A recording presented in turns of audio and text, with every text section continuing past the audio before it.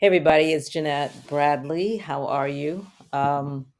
Tonight we've got another session of What is the Ask, and it's right now four friends, two in Atlanta, two down here in Tampa, and we're talking about issues that are of consequence to Black Americans.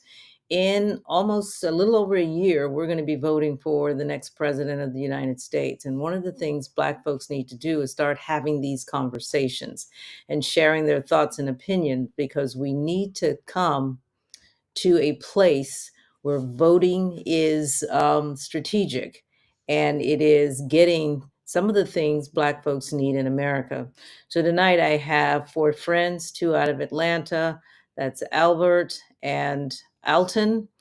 And here in Tampa, that's Mona.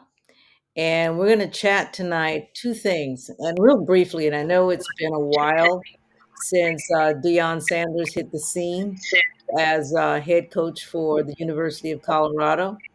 A real big splash. So Deion Sanders is a brand, and I'm going to kind of talk about him as a brand. Period, bar none. The man is a working brand, and it's carried over into his kids and his family, and probably the family dog. So, like his style or not, um, that man is winning. And when I say winning, you can tell me what your thoughts are about that. But his platform, though personal and kind of in your face, it speaks to every American in some kind of way. So, my question for you tonight is what does it say to you as an African American, or, I like to make those parsings, Black immigrant? What does Deion Sanders on the scene say to Black Americans today? I mean, are we proud of the fact that he is out there in your face doing his thing? Or do we recoil and say, too much, too much? What's your thought on that? Mona, you got any thoughts on that? I have a little thought on it. I started following him in the beginning. I'm not a football fan. Um, his first football game was the first, probably in a long time, that I have watched from beginning to end. So, yes, no, I love it. I love it. It is who he is. It's our style as African American, and I don't think we need to tone it down. The Europeans, um, they want him to tone it down a little. So I hear snapshots of what's going on. And I just heard about a new rule that they put in place. And I'm trying to think of what it was about him taking pictures with prospective Yeah, um, the members. NIL or whatever. That yeah. Yeah. And I was telling my niece, I said, isn't that interesting? Every time we take a step forward and they think it's too much, they want to change the rules. They can always change the rules when it's benefiting them. They're going to change the rules. And we'll say, oh, we can't do this because that's not the rules. We're the only people I know who want to follow the rules Yeah, well, that they make. I know Albert's got a lot to say about them changing rules on us, but for the most part, you said he kind of epitomizes us, who we are. But there are some Yes, Black folks that don't really like the way that he's coming across. What do you say to they've that? just been colonized. Uh, I say they've been colonized. Everything we do it with a little bit of genre, a little bit of jazz. We're gonna always do everything. It is just even the squares of us. We're gonna do it with a little bit more style. Absolutely. I was looking at the football coach. No, I was looking at the football game yesterday for a little bit. Sunday, the Miami coach. And so I looked at this little guy and I'm like, who is he? He was very stylish. He wasn't like the typical thing. He's getting that from us. But it's okay for him to do it. He had his shades on. I was like, doesn't he look a little bit like Dion? Or trying to. okay, so And he is having some influence, but of um, I read course. an article, and the article said that Dion could change college football as we know it. That's what the article was saying. Absolutely. And Yes. so I guess, Alton, is there a Dion effect, and does it stop at college football, or does it go beyond college football? Full disclosure, I, until maybe 3 weeks ago, after playing some racquetball, I'm talking to my racquetball partner and I'm Wait a minute, asking, you still playing racquetball? There's pickleball. What's up with that? don't say that word! Oh God! No, even the pro racquetball players are starting to play pickleball now. So because they're moving that way, I may try it. But Oh to my play God. pickleball is to admit that I'm in my 60s. But This anyway, man, this man has been playing racquetball since he was a baby, yes, since I I have. knew him. I Yes, don't I know have. anybody, even when nobody was playing anything, he was still playing. I'm He still was playing. playing Competing, playing. and Elton, competing. That's right. But Elton, let mm, me tell you this. I was just on a cruise a couple of weeks ago, and it was people on that ship in their 70s playing pickleball. I'm saying, what is it about this pickleball crap? Because I like racquetball as well. Well, yeah. I tried it out, and it was so easy. You're going to be a pro at it. Okay, I'll It's going try to it come because natural to you. there are courts around, so I may just go ahead, get me some equipment, go out and play, and then it will be an authorized sport. I was no, but it was after a game, and I'm asking my partner, I'm asking him, what's up with Dion? So he explained to me, long story short, that they've made it easier for players to move to other teams, and he's taken advantage of that change Yes. in the rule. So I said, okay, so if it means that, because we know what's going to happen, other coaches are going to pick up on that, they're going to do it if they're not doing it now. But to me, the reason I like that is because I'm sick and tired of seeing the same four teams in the playoffs. So Mm, this is going to Yes. force an expansion of the college football championship playoff, and it's already happening from what I'm hearing. okay. As to his style, I've been putting up with Dion's style since 1984. It's like everybody's like, Yeah. oh, yeah. I was like, really? I mean, sheesh. I mean, this is from Florida State to Atlanta when he played for the Falcons. He Mhm. played for my Cowboys, so that's why I give him a big pass. I'm like, he played for my Knowles, he played for my Cowboys. So Dion, he could do wrong, but I'll easily forgive him. But there's nothing to forgive because Ooh, I like that. yeah, there's nothing to forgive because when it comes to his swag, first of all, that's him. You're not seeing anything different. Anyone who's followed him, to me, he's he's channeled it. He's gotten older. Of course, he's in his 50s. He's actually channeled Yes. it. He's a calmer guy, but he knows how to present that energy. He's not undisciplined. So I'm like, what's the big deal? I mean, that's him. And yeah, he's winning. And when it comes to football, he's an all around success. Yeah. He's Well, got I he's tell you made what, I yeah. tell you So what, Alton. True. I had a chance. I didn't know much about his coaching or any of that. I knew about him being flashy, and that was cool to me. You know, brothers do what they do. mhm, But I had a chance to see that 30-30 on ESPN. And okay. that's like a mini documentary of Mhm, where they followed him while he was at Jackson State. And he won me over as a coach How so? because of the way he talked to those kids and the way he worked with those kids and demanded that they are responsible for their own success. Wow. All the other stuff, I just had a warm feeling throughout his whole presentation. And I went like the first time, I looked at the first series and I thought, oh, okay, that was pretty good. The second one, I was like, hmm. The third one, I was like, man, you got it going on.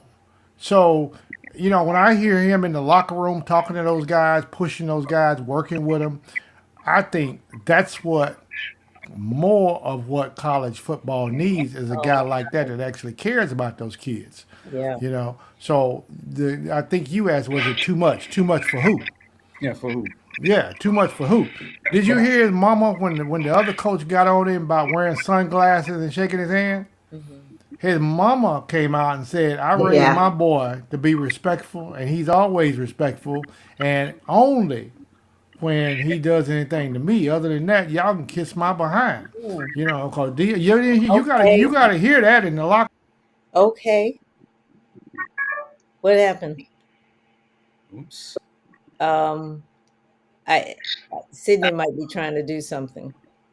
No, I really want to hear what he has to say, but so y'all, is there a Dion effect beyond college football? Is he impacting community, um, the country? Is he forcing us to be who we are and not try to, like you said, act in a very colonized way? And I love the word colonized because you're absolutely right. Those who don't like him are operating from that mentality. Hmm. Ronan, you were going to Yes. say something.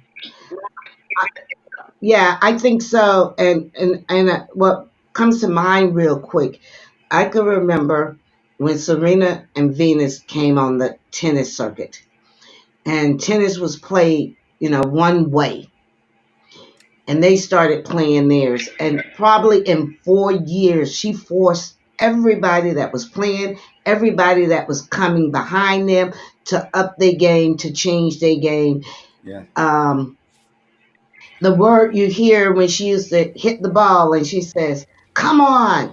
Yes, I remember that. You didn't never hear You never hear you that. never heard any time Right. in tennis. That was them changing the game, and everybody that was in the game at that time, everybody that came in behind them have taken their position. And Right. that's what's gonna happen with Dion. You Yeah. wanna keep up, you're gonna have to he's doing. Yes. Mm. I think you're right. I think that he, just like Venus and Serena and Simone Biles, all of them, they came in with their way of doing it.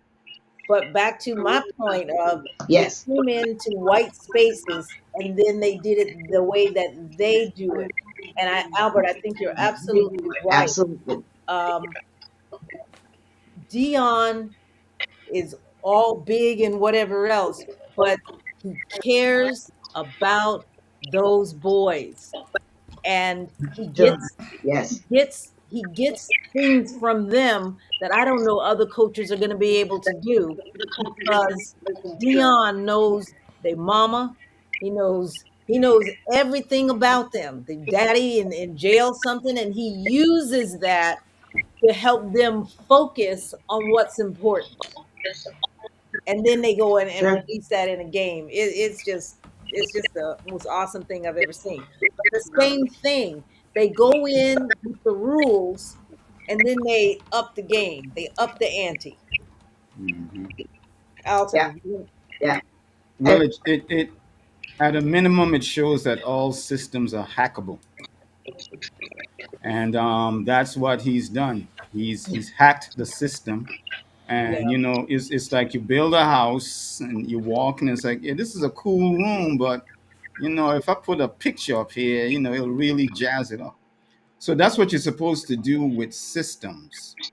You're supposed to hack them, but I would say, well, if you're gonna hack the system, don't hack it to show that you feel that you belong there. And I'm not saying that he's saying that, because from what little I mm, know of him, that's not his approach. right. When you hack a system, right. you're supposed to take it over for your benefit. You should not be saying stuff like, Yes. "Oh, we're all now in the same boat and we're equal." No, no, no, no, no, no, no. If I'm Okay. going to hack your system, I want you to be real clear on that, because that's an important point. when you come into any territory, jurisdiction, or system, your number one goal is to take it over, not to be a part of, Yes. not to appease, Not, can we all just get along? No. You come in, oh, this is my system. If you're in the Caribbean, all my Caribbean brothers and sisters, St. Kitts Nevis, if you have the king who is still your head of state, you need to get rid of him. Yeah, he gave you a system, but you don't have to keep him. You kick him out and you create your own system. You can build on top of his system. I You think can go into a house and you can the house outside may look the same, but you can knock down all the walls. And when you walk in that house, it reflects you, yeah. not who built it, not who was in there before. So that's my only thing, that we don't that it's not used. What he's doing should not be used as a we if you just let us in, we could be just like you. No. If you let me in, I'm taking over In any system. in So any system, yeah, from the most macro, from a nation state down to the janitor's closet. yeah, That should be I your like goal. that.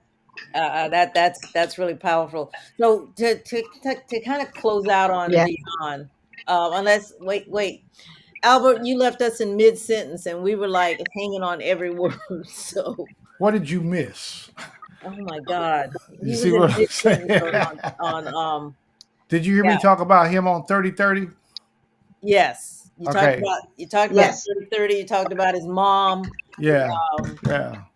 so Like I said, I'm following him. A guy was over here to do some repairs, and he saw my sweatshirt I had on, and he says, "Are you a Buffalo fan or are you a Dion fan?" I said, "I'm a Dion fan."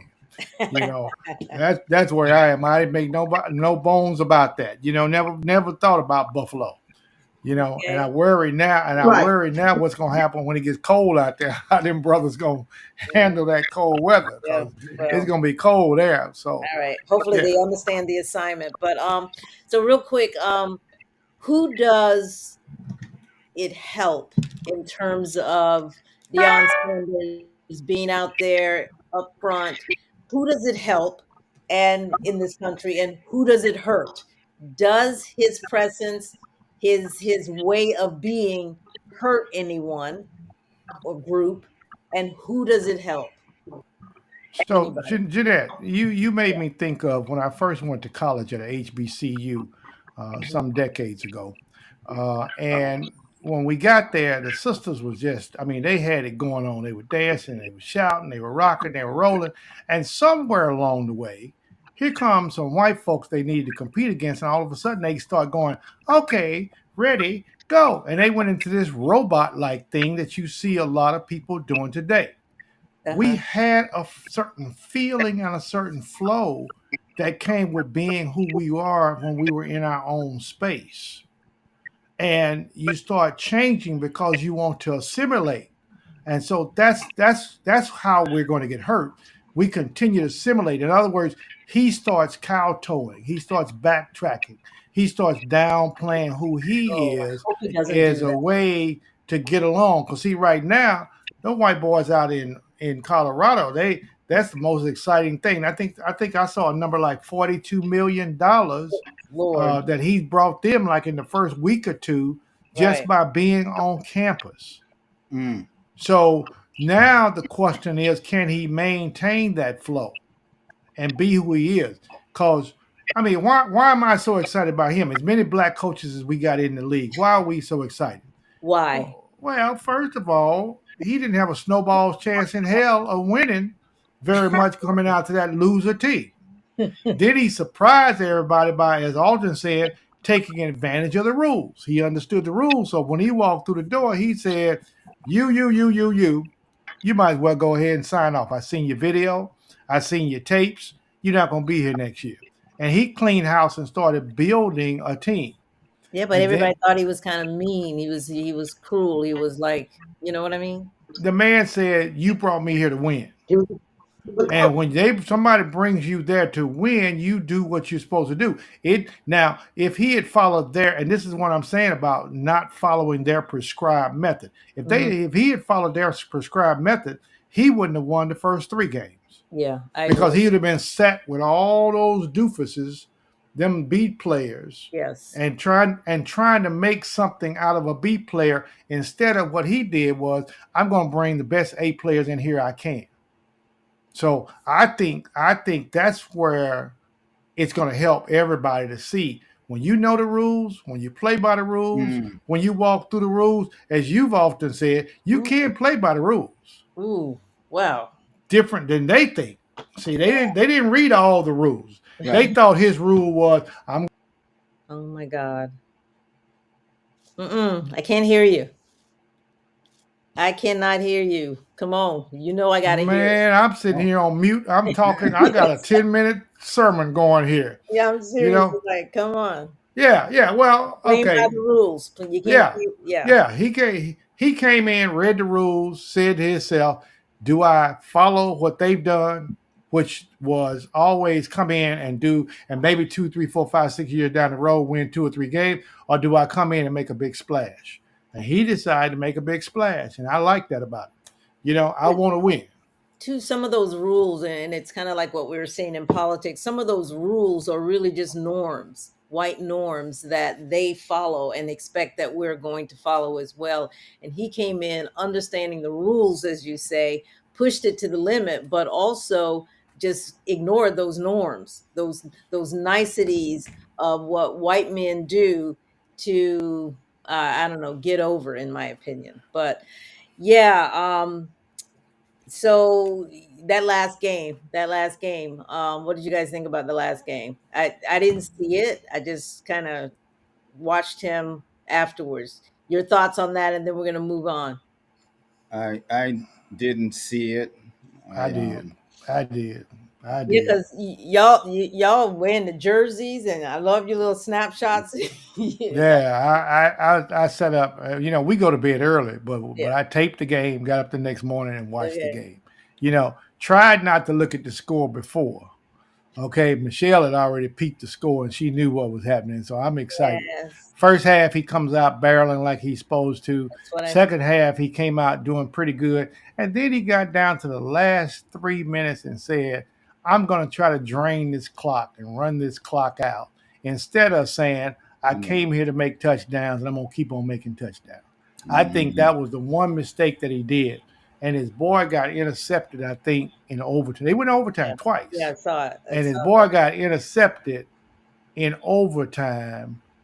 And that was the game. So it was disappointing to me on one hand. that. On the Okay, other hand, the man scored 40 something points. and that's the Okay. point that The I man love you. scored 40 something Yeah. points. Now, if he can get that defense together, then he'll be a much better player. But I think his hole right now is the defense.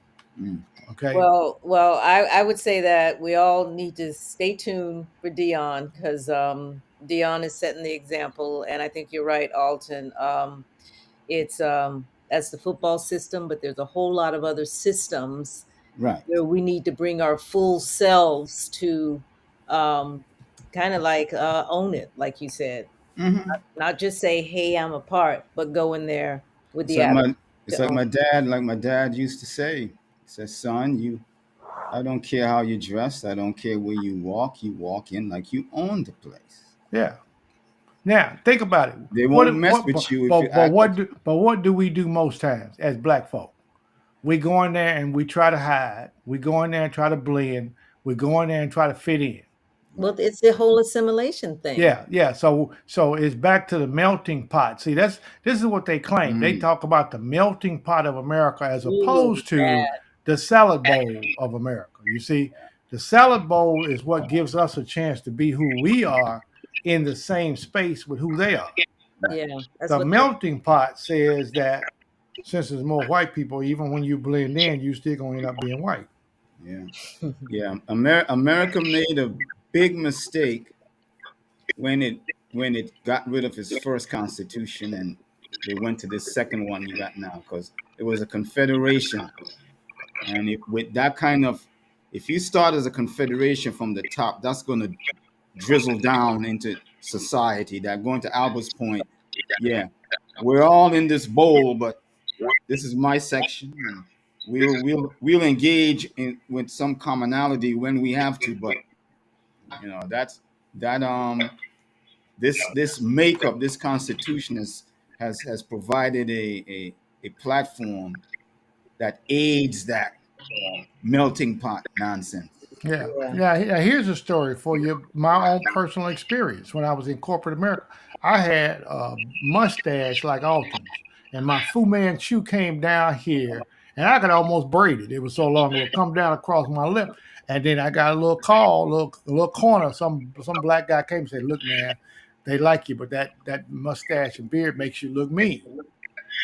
And they said as a result of that, you need to do something about that. If get the rest of this, if you're gonna stay here. Yeah. You see, and so I said, okay, I do want to stay here. And one day I got up and closed my eyes, Alton, and shaved for the first time. Oh, Yeah, and I mean, I came Yeah, in but there, and folks looked at we me, and all did that. We all yeah, did yeah, it. we are. yeah. We in corporate But America. but here's the side story of that. I never grew it back again. I tried to grow a beard a couple of times, but I look like a homeless man at this point. When I grow a beard, my friends asked me for 3 pieces of identification, so I stopped trying. I gave up. But I'm telling you, the pressure that puts you under. And then I started wearing bow ties, and what's the first thing that people said? Okay, you must be Muslim. So I had that as part of it. So then I scared white folk again. So I just, I finally said, okay, look, y'all just gonna have to get over this. I finally got old enough. I say I got old enough where I stopped trying to adapt and adjust to make them feel comfortable. Wow.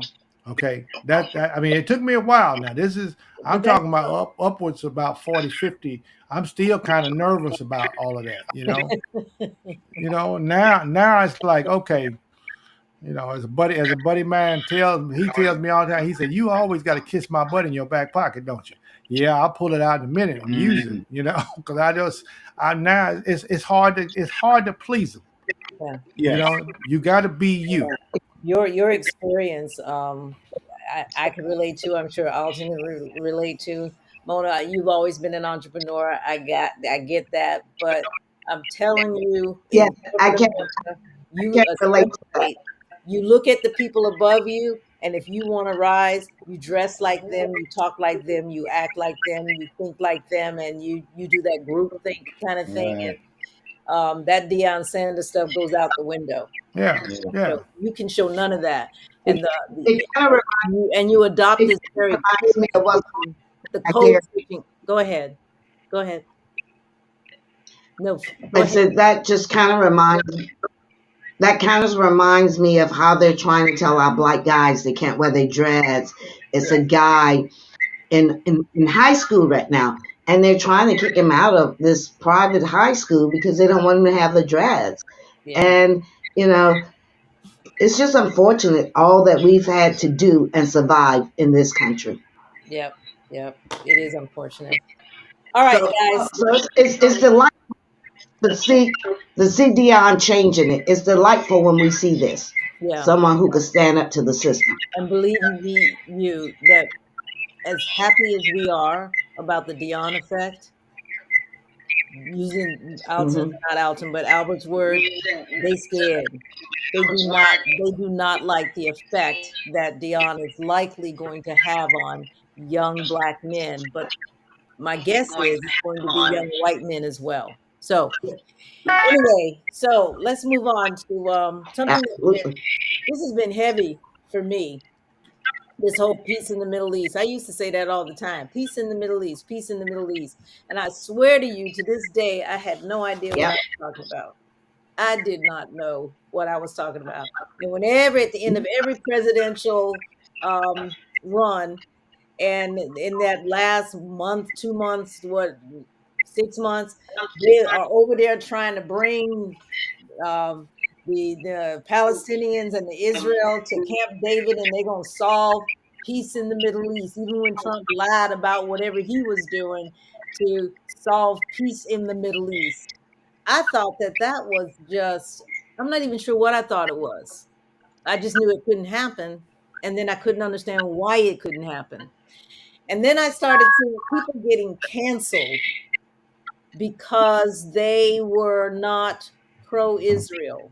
And maybe left the door open for let's check out and see what's going on with the Palestinians.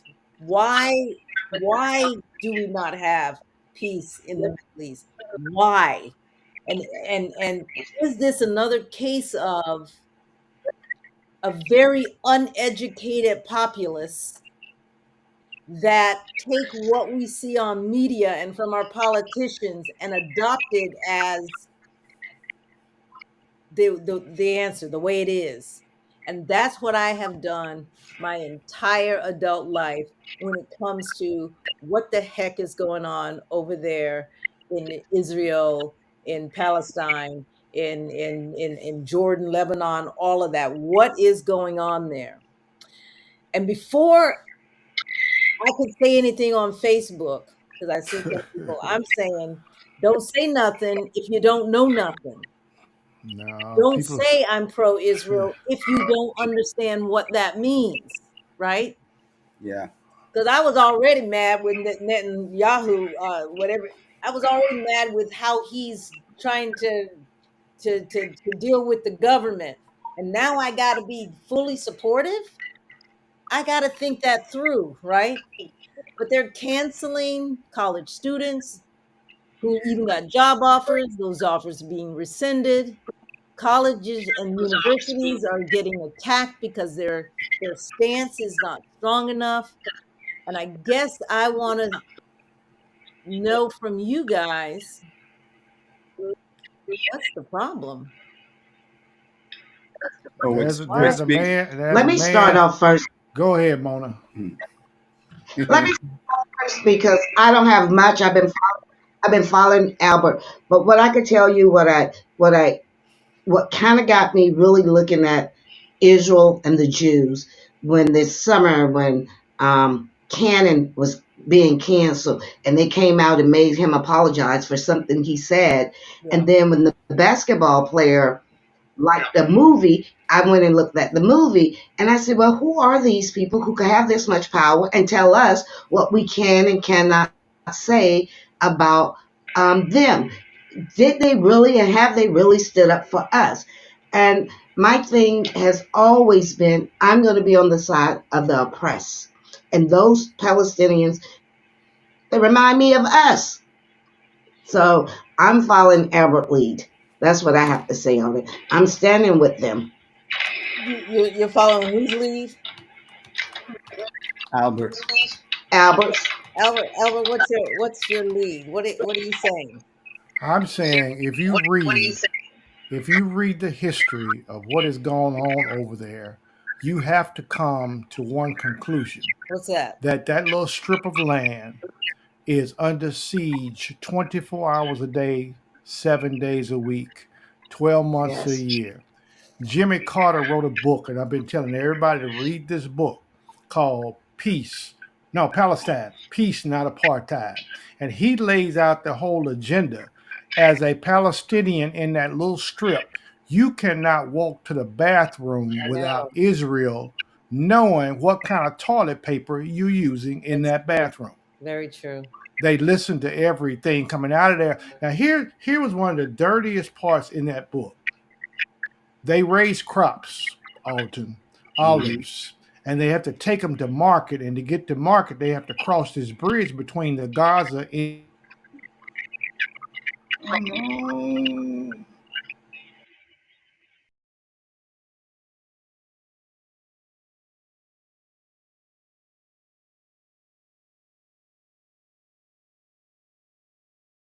there for a Yeah, week or to two. start at the bridge. Yeah, yeah. Right. They would stall the trucks on the bridge and would not allow them to cross the bridge until after the harvest had gone bad. So Yeah. that even when they got off the bridge, they couldn't sell them to anybody. You see, and Jimmy Carter told this story. Wow. He put that book out, and Wow. those Jewish people came over to Emory and said, take his name off of the library, take his name off of any building that's over there, because they didn't want to know the truth. And that's why I said you got to read, because the news media Yeah. is controlled primarily by the Jewish constabulary, okay? and they made their connections, and so I don't have to be for Palestine. I got to be for peace, though. I got to be for right. I got to say I like that. 6,000 bombs in the last week. If I told you that I came to Florida and I bombed one city, let's say St. Pete, I put 6,000 bombs over in St. Pete, what would you say? Mm-hmm. You see, and that's what Well, Israel has done did to that, Palestine. if you did that because I attacked you and that was a retaliation, then maybe I'd say, okay, well, I deserved it. Let me compare. If I was in St. Pete, the most I could do, because I don't have that kind of artillery, is to drive 2 or 3 of my trucks over there, hit 2 or 3 of your trucks, and maybe create a big wreck. Yeah. Maybe hurt a few people that way. Yeah. I don't have 6,000 bombs to drop on your place. We're not fighting equal to equal. Right. This is true. Remember, I'm in prison. I am imprisoned there. That's true. When they want to, they can cut off my water, they can cut off my food, they can cut off my electricity. Here's what they did, and you guys might remember this. Some kind of way, when other people pay the people in Gaza, they have it fixed so that the money has to go through the Israeli banks. Mm. Israel cut that money off and said, we ain't paying you nothing right now. So once again, you starve them. Okay, you see what I'm saying? I'm Yeah. building the case that you need to listen. The last thing I'm going to tell you before you comment is there's a guy named Finkelstein. He's supposedly the authority on Israel. Finkelstein, look him up. He's doing an interview. He said that the Jews got a nutritionist and asked the nutritionist, what's the minimum daily amount of food I can give these people so that they just barely stay alive? They don't die, they just barely stay alive. How many calories is that? And once they find out that number, that's the only amount of food they would let them eat. Mm-hmm. You see, so when I read all of that and I hear all of that, I have to say, Israel, you're in violation of a lot of laws that somebody needs to bring you to task on. Mm-hmm. And it sure ain't going to be America, because as we speak, Biden is flying over there now. Right. Right. So that's my case. That's my case. Not for the Palestinians, but for justice. Okay. Yeah. And black folk ought to understand justice if they don't understand anything else. Right. Right. Yeah. I like Yeah. that. I like that you Yeah. And like what, that. what is the difference between that and the concentration camps that the Germans had the Jews in? Saying this, it just sounds sickening. These people was slaves; they were oppressed, and the Jews turned around and doing the same thing that was done to them. That they say that was done to them, they doing to this group. Now, Well, you see, that's the thing, right? Is that All the thing they're not that putting them in a gas chamber. The only thing they're not doing is putting them in a gas chamber, but they Mhm. killing them slowly. Mm-hmm. Okay. Mm-hmm. so here's the piece that you need to remember. If I take you, Mona, right now, chain you, beat you, kick you, kill you for 5, 6, 7, 8, 9, 10 years, there's a strong chance that when I let you go, There you go. the way you resolve your problems is going to be the same way that I resolve my problem with you. You're going to kick, you're going to beat, because that's what you learn. And I said Yeah. that when the Germans came out, they all that survived probably should have gone to some kind of big shrink camp where they all, because even when you come out of war, you got to go to, you're supposed to go to some kind of big shrink Mm. camp where they cleanse you Yeah. of all of that stuff that went on there so that you don't have the option of doing it. Okay? Yeah. But That's a that's a yeah, that's a I good agree. I like to say that about my dog. My dog loves me to death, but let me not feed that dog for a month and keep that dog chained up. And then I Mhm. let him go, and then I put some food down and try to grab it. That dog is going to attack me. For Right, sure. right, So right. I get that, and you're absolutely right about that. Alton, you're going to say something? Alton? Yeah. When I look at when I look at most political problems, I like to use a framework where I start off looking at the overall philosophy, then the narrative is next, then you got the politics, the policy, and then the law. And what the Israelis have done is that for the past 75 years, mind you, their state was started just 3 years after the Second World War. So going to Yes. Jeanette's point, they had no time to cleanse, Right. right? But they've taken, yeah, the reason they hold sway over Americans so much Why? is that Americans, and I'll speak to black folk first, and then a lot of these religious Southern whites. They believe this nonsense that these people are the chosen people. I Say it know. again. It's nonsense. They are not the chosen people. Yes. I remember one day sitting down, one day I'm sitting, I don't know where I was. I'm like, Wait. Who believes that? White evangelicals or black? white evangelicals and black people, Okay. religious, church going black people.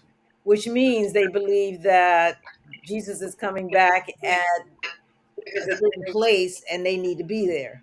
Like, Well, they believe that, you know, Jesus was a Jew, right. and for some reason, even though the Jews, you know, had him whacked, the Philistines, but you know, I won't get too much into the Bible story, but they've connected him being a Jew with, oh, if these are his people, they've been selected. And when we look at the Ten Commandments and Ben Hur and every sob story that's come out, we've got to ride with these people. Yeah. And people do not understand to this day in 2023 that an Israeli is post 1948. The people that you're talking about, Israelites, if they existed, they did. I'll be nice today. No, go back and tell the truth. Yeah. If that's a If good they question. existed, If they exist. if they existed, Okay. well, back in biblical times, if that existed, those people do not exist today. You talk about Israelis who have as a narrative that they have been persecuted in Europe for the past 500 years, and that the Holocaust was the epitome of that harassment and persecution, and that because of this, they fled to the Middle East, a place where 1/3 of them, their DNA does not connect to, and went to the Middle East to go back to their homeland. These Christians, and I'll talk about black people, do not understand that these Ashkenazi Jews are European and have no connection to the Middle East. So you're cheering for a bunch of people Yeah. that have no connection to this area, that because the British were because the British went to the Middle East, carved up the place, promised Jordan and Syria and Lebanon their own piece of the action, and they promised Iraq their own piece of the That's action. right. Go. Right. But the Palestinians, who they also promised their own piece of the action, didn't get their 40 acres on the mule. Thank you very much. Exactly. Thank you very So much. now, for the past 75 years minimum, they have carried big beef. Now Hamas is taking advantage of it. I don't believe that Hamas gives a damn about their people. If you care about your people, That's you'd the story.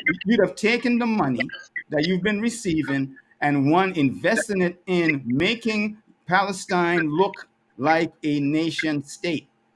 And that's a problem right there that people don't realize. I heard Blinken say today, oh, well, you know, Hamas, they're not a state. Hamas is a state. Yes. They're not a state recognized by the UN, even though a bunch of UN members are pulling for Palestine. So why are you saying Hamas is a state? Come on. They're a state because they have a philosophy. One I don't agree with. Make it clear, people out there, I don't agree with it, but they have a philosophy and they have a narrative. That is the base for any state. Their problem is now trying to take territory, and the territory that they want to take is land that they believe and can and bring up and can and bring out historical evidence to back up that they believe that is theirs, including where Israel sits. But if you Definitely go where to Israel sits. So right, let but me if give you let me add a bit of history for you. Israel is the one who financed Hamas into power Mm, because they didn't want the PLO or Yasser Arafat to be in control of Gaza and Palestine.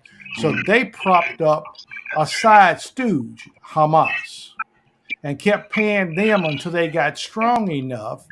And of mm, course, they turned on Hamas, and Hamas says, okay, we're strong enough now that we can do what we want to do.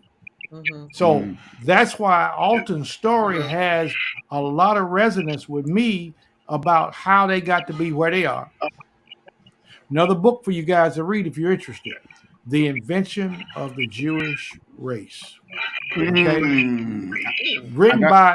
by a Jewish scholar from Israel, and he lays out this you, whole wait, history that wait, wait. Alton is talking You about. said invention of the Jewish Race. race. You said Yes, race. the invention. You hear what I'm saying? You Mhm. understand the word? You want me to give you the No, definition of the I got invention? the word. I got the word, and it takes me to the text that you said earlier today. And I said I'm just gonna have to ask about that later. Um, Jewish is not a race. Well, it's the Jewish people, the invention of the Jewish people. Okay, not a That's race. the correct title, but they are passing themselves off as being an ethnic group. Yeah, that's what you said. They are passing themselves, even though the majority of them, as Alton said, come out of Eastern Europe.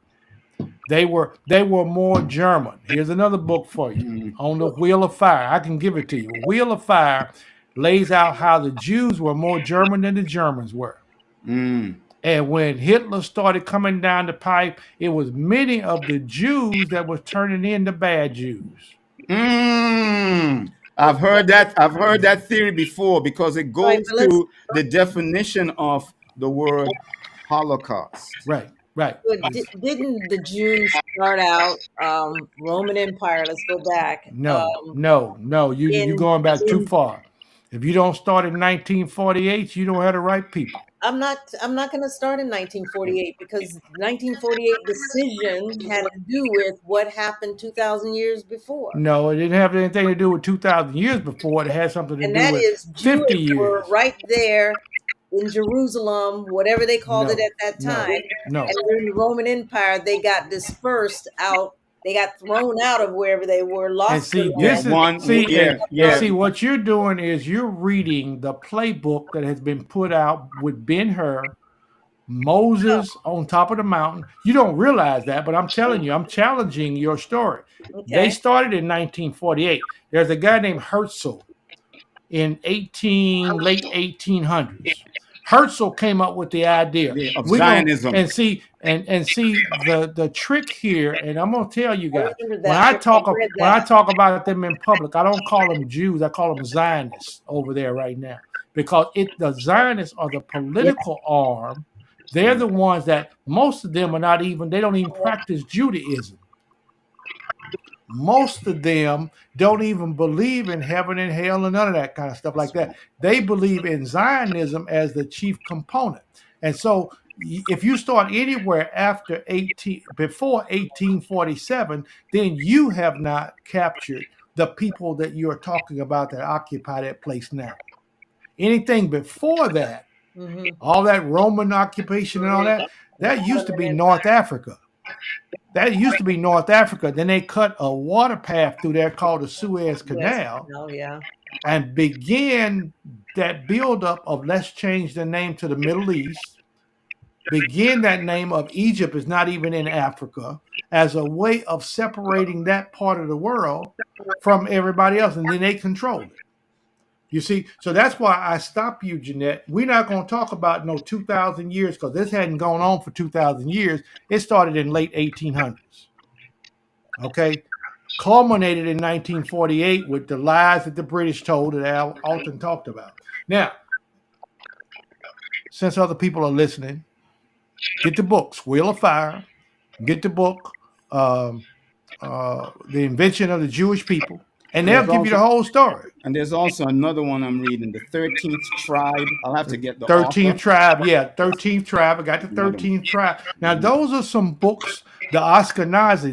That'll lay out. In other words, Jeanette, you're Baptist, Mona is Methodist, Alton is Republican, and I'm something. In other words, we just make up, but we all up under the same umbrella. That's who the Ashkenazis were. They came in and they were recruited and baptized and then created their own. But it wasn't on 2,000 years ago, baby girl. No, Don't even talk 2,000 years ago. they've got no Because connection to. no connection. You can't find bloodline. And as a famous rabbi told me, this is my famous rabbi story. I said to the rabbi, I said, Rabbi, the historians say that those pyramids in Egypt could not have been built by slaves and that they were built much earlier than the supposed date that Moses was there. And this was her response. And I want you to remember this. This rabbi looked me dead in the eye and says, we don't care whether these stories are true or not. They are our stories. And we're going to tell our stories for our people because that's what's important. Yes. Am I looking? And that's what they are. No, hold on. Let me look in the camera and say it to you again. Yeah, I Jeanette. don't know what you're looking at, but Yeah, I'm looking at you, but you on the wrong side. So I'm looking dead in the camera. Yeah. She said to me, we don't care if these stories are true or not. They are our stories. So they already know that the historical world Talk like cannot validate, document. They can't even find Jesus. Well, I don't even want to get into that talking like because the you're truth. going to turn over a lot of Christians off when they realize that half of these fairy tales that are written did not exist. Yeah. But I mean that's the historical version. Okay. Yeah. Mona, what's up, Mona? Go ahead. She's like a true European who stole all of the history to rewrite history. I'm with you, Albert, to say you cannot point nowhere on earth where Jesus is born. But people don't want to hear that. This whole fighting over there is all a lie. I was looking at a documentary. It was saying this is where the returning of God. Well, I'm saying, I'm sorry, but there's not going to be a rapture, and it's not going to be a return. Nope. Those are allegories in the Bible, but we don't want to believe that. Yeah, I'm not arguing any of that. I do believe there is history and empires and all that other stuff, and people migrating from one point to the other. I mean, we all know that even about ourselves. So, so I don't know about the 1948, except yes, Herzl, I guess his name was, came up with the whole Zionist principle, and it caught on. The UN, after the British debacle of promising everybody everything, gave it to the UN. UN said, okay, let's send them over there in the Palestine, Israel, whatever, and we got this whole years and years and years of wars. Mm-hmm. And Ain't so no I years and agree years with of that. war. I really want to give some idea of not being afraid to take a position on what it is that we're hearing, where we're understanding where this comes from. Yeah. And that's I'm watching. yeah. Let me just say this. I'm watching politicians like Cory Booker and whatever go on and speak as if we're supposed to just follow. And We he's are. one of our black leaders.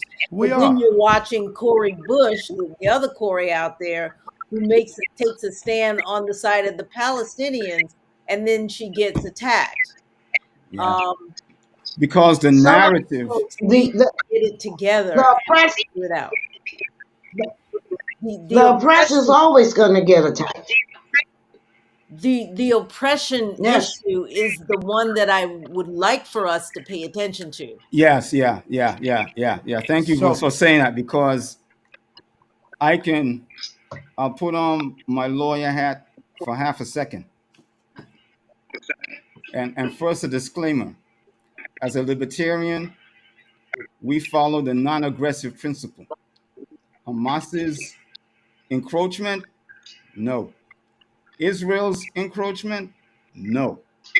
Okay, No. no Yes. to no to both. And this gets to Jeanette's point about peace. However, yeah, when it comes to the oppressed, Hamas, but no, specifically the Palestinians and black folk, Good. we need to be accountable for the attacks on us. What do I mean by that? I'll let you get in a one or two punches first. But if you make the mistake of letting me get up on my feet, I'm not going to turn the other cheek. Something we Right. have to address what it is in our histories that allow us to say, well, it is what it is. No, it's not what it is. That Yeah. guy's got a gun. Your thought process should go into effect. Well, okay, he's got this firing stick thing.